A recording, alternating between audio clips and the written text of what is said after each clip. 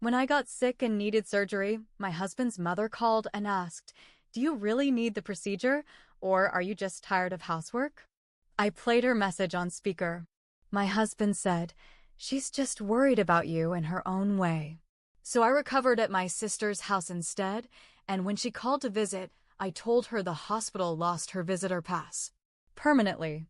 I'm 36. Married for 8 years. No kids. We live in a small house just outside Springfield, Missouri. Kind of place where neighbors wave and everyone knows what car you drive. It's quiet, which I used to think I liked. I worked full-time at a small office downtown until last fall. Lost my job when they downsized. Derek, my husband, works as an HVAC tech. Solid money. Hard worker. I've always respected that about him. But when I got laid off, his mother, Teresa, made it her full-time hobby to remind me of my new role at home. Teresa never liked me. I knew that from the start. But she kept it under wraps in front of others. Her way of insulting you was to say something that sounded helpful, but left you feeling like garbage. "Oh, don't worry about cooking from scratch, honey. Some girls just aren't cut out for the kitchen. You've gained a little weight. But it's probably just stress, right? Derek likes his shirts folded a certain way. I used to do them for him when he lived at home. Maybe I can show you." I smiled through it for years. Thought I was being the bigger person. I'd vent to my sister, Kim, sometimes. But mostly I just took it. For Derek's sake. I didn't want to be the wife who tried to cut him off from his family. But this past winter, things changed. It started with stomach pain. Nothing sharp, just a dull ache that came and went. I thought it might be stress. Or maybe diet. I was eating at odd hours, skipping meals some days. Then the cramps got worse. Sharp, like stabbing from the inside. One night, I collapsed in the kitchen. Derek drove me to the ER. I couldn't walk without help. They ran tests. Turns out I had ovarian cysts. One had already ruptured. Another was the size of a small lemon. The doctor said if I didn't get surgery soon, it could burst too and lead to internal bleeding. They scheduled laparoscopic surgery. Nothing cosmetic. Nothing optional. Necessary. Urgent. I was scared. I've never had surgery before. Derek held my hand and told me everything would be okay. He stayed the night in the chair beside my bed. I thought maybe this was the moment we'd turn a corner. That he'd step up.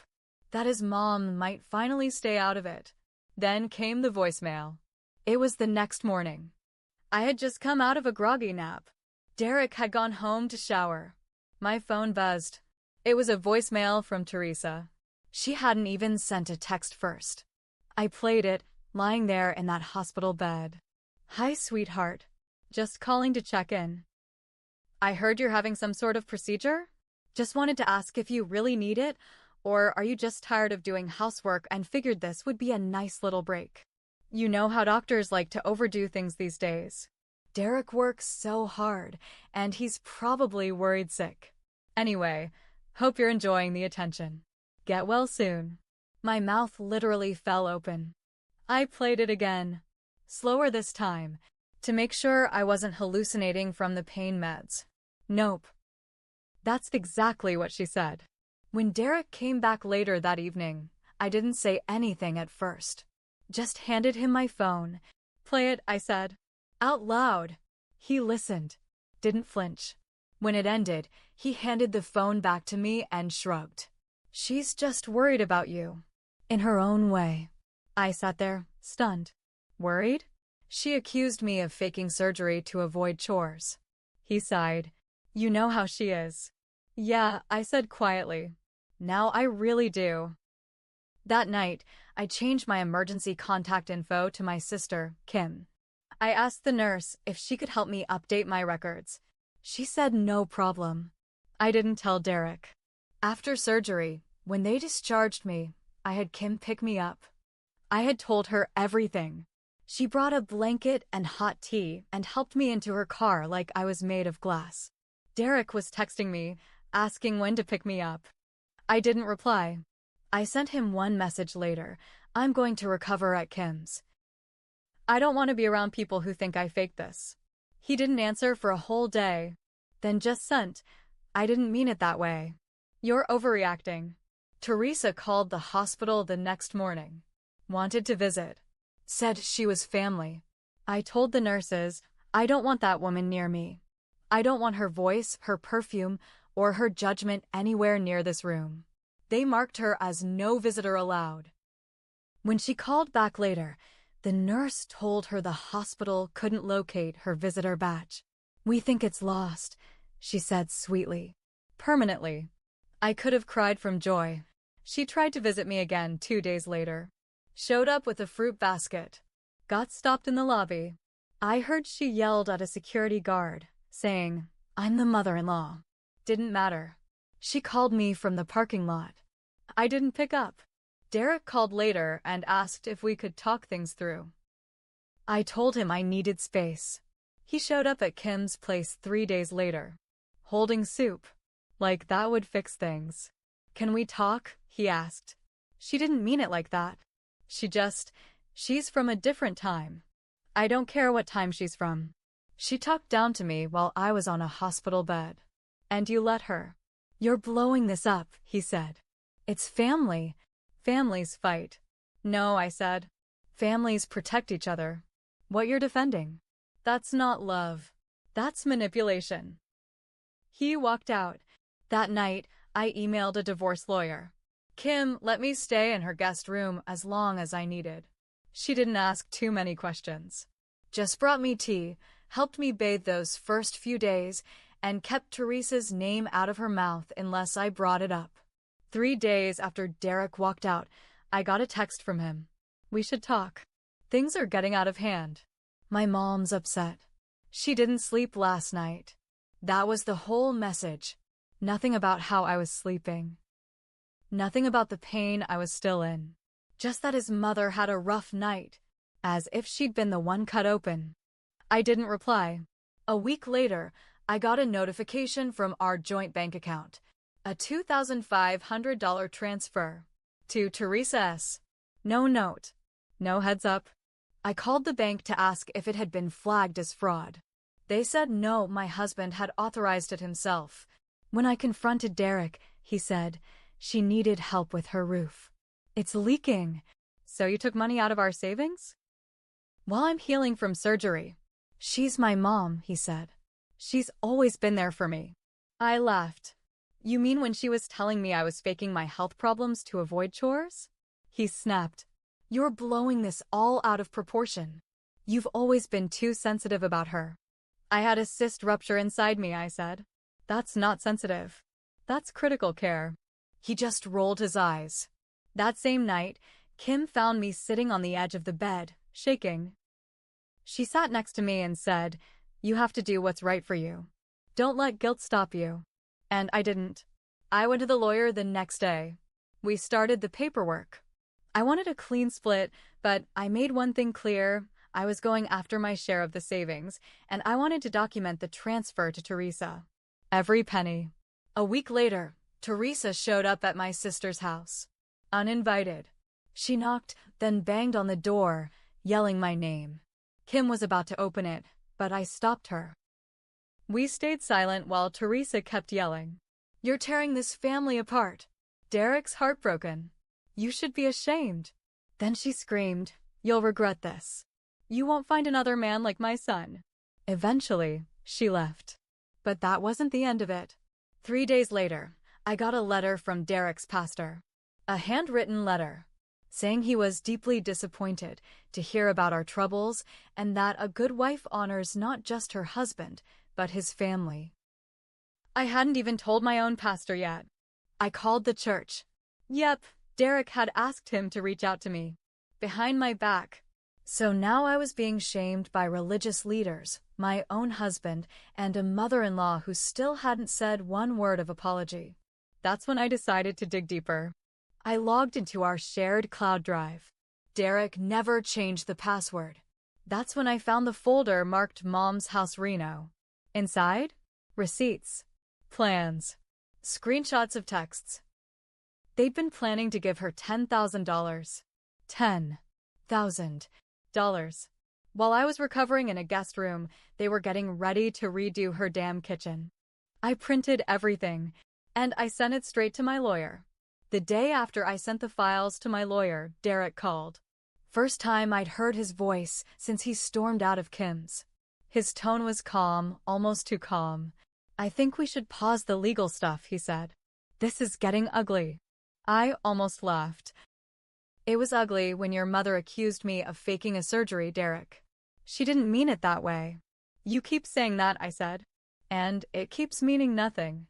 There was a long silence. Then, like he was doing me a favor, he added, "Mom's willing to apologize." I blinked. "Really?" "Well, she says she's sorry you took it the wrong way." That was the final nail. "Tell her to write it in blood," I said, and hung up. I forwarded that call recording to my lawyer, too. 2 days later, my lawyer called me herself. "Hey, I need to let you know something. Your husband just filed a motion to freeze joint assets. He claims you're trying to drain the account out of spite." My stomach dropped. I hadn't touched the account. Not once. He was trying to play me as the unstable one. I sent her screenshots, bank statements, everything. Then, just to be safe, I went to the local branch in person and asked for a printed history of all account activity for the last 2 months. The teller, a woman about my age, looked at me with tight lips and said, "You may want to check the transfers again." He added another recipient last week. I scanned the page. $1,000.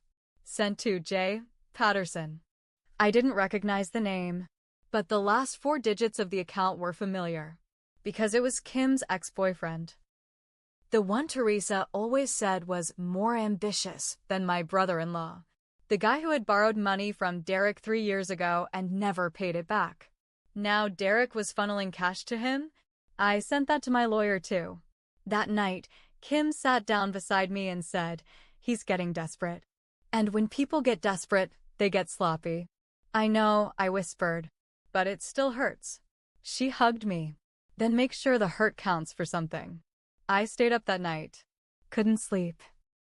My mind was buzzing. Around 2 a.m., I got curious. I logged into Derek's email. He never changed that password either. That's when I found it. An email thread between him and Teresa.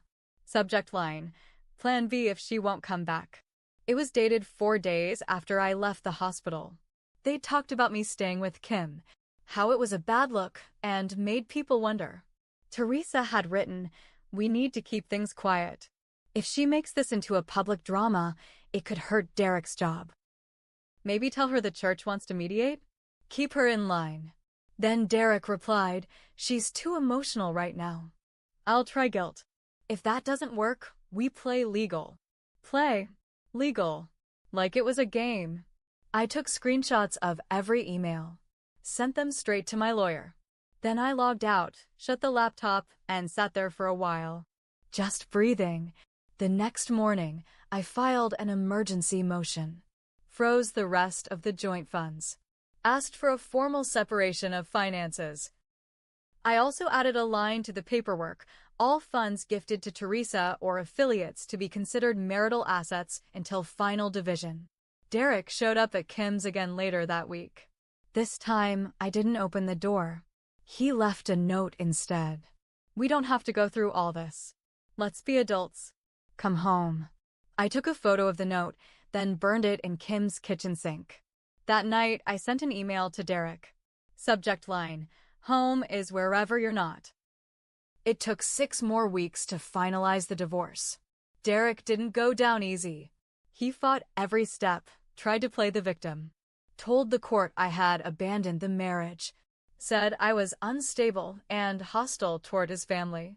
But the documents spoke louder than he ever could. The emails, the bank records, the messages from his mother, the voicemail that started it all. My lawyer laid them out one by one, each one like a nail in the coffin. Even the judge raised an eyebrow when she heard Teresa's message in court. "Is this the mother-in-law's voice?" he asked. My lawyer nodded. "Yes, Your Honor." He leaned back and sighed. "Noted. In the end, I was granted 65% of the marital assets. Derek had to pay back the money he'd sent to Jay, Patterson, and Teresa every cent. The judge said those weren't gifts, they were suspicious, unilateral transfers made during a time of marital breakdown. Teresa didn't take it well. Word got around that she'd mortgaged her car to cover the repayment Derek couldn't afford. Her kitchen remodel? Cancelled. The cabinets sat in boxes in her garage for months. As for Derek, he moved into his old room at Teresa's. That same twin bed he grew up in. Full circle. I stayed at Kim's until I found a small rental across town. Nothing fancy, but it was mine. Quiet. Peaceful. Clean. A few months after the dust settled, I ran into Derek at the grocery store. He looked older. Tired. Like the fight had aged him. He tried to smile. "Hey, you look good." I nodded. "I am." He hesitated. "I didn't expect it to end like this." "I did," I said. He looked down. "She misses you, you know. Your mom." I said. "I bet she misses my savings more." He didn't argue. We stood there in the frozen foods aisle for a moment. Strangers again. "You were right," he said finally. "About everything." I nodded. "I know." I walked away without looking back. I made my share of mistakes. I let that woman treat me like I was nothing for years. I ignored the red flags. I thought love would fix everything. It didn't. But I fixed myself.